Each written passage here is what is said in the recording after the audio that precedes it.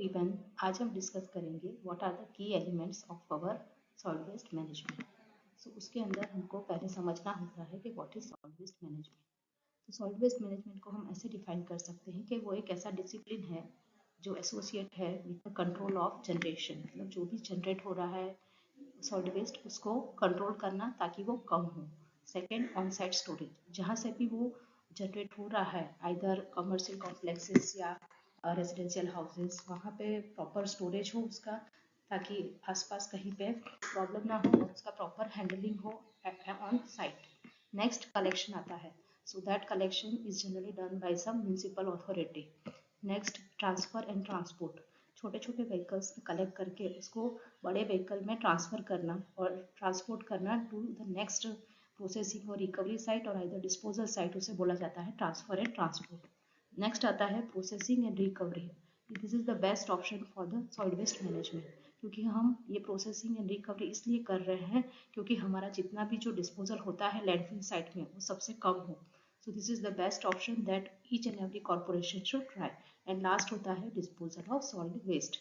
जब भी पूरा प्रोसेस हमको फॉलो करना होता है सॉलिड वेस्ट मैनेजमेंट का, तो उसमें प्लानिंग करना पड़ता है।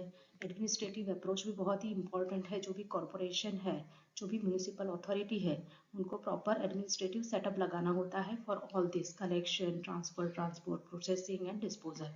सो फाइनेंस भी उसमें इन्वॉल्व होता है, इंजीनियरिंग एस्पेक्ट भी इन्वॉल्व होते हैं और लीगल फंक्शंस भी होते हैं, सो दैट जो भी प्रॉब्लम हो रहा है related to solid waste material which is generated in any society और town, that can be effectively managed by keeping the good health of citizens.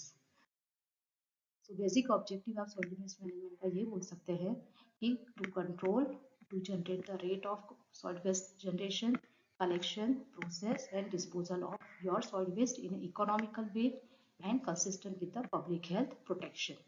तो basic 6 elements solid waste management में होते हैं।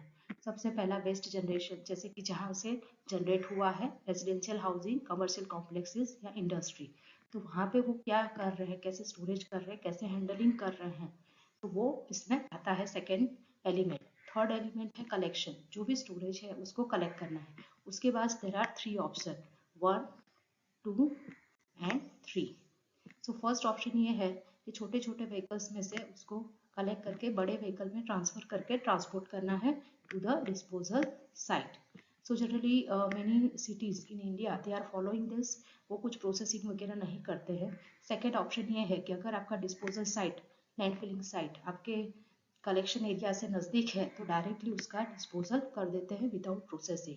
But this is the sustainable option in which they have to collect the waste, they have to segregate in biodegradable, non-biodegradable and many other separation, and then after they can process it so that it can be useful for the recovery purpose. कुछ भी recover मतलब waste में से कुछ valuables बना के उसका recovery करना, वो करके बाद में जो बचा हुआ सॉलिड वेस्ट है उसको ही डिस्पोजल साइट में डाला जाए, तो वो सबसे कम क्वांटिटी में डिस्पोजल साइट में आएगा और यही सस्टेनेबल ऑप्शन है for the environment.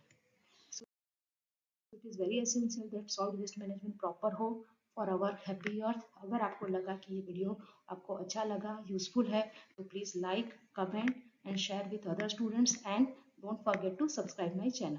Thank you.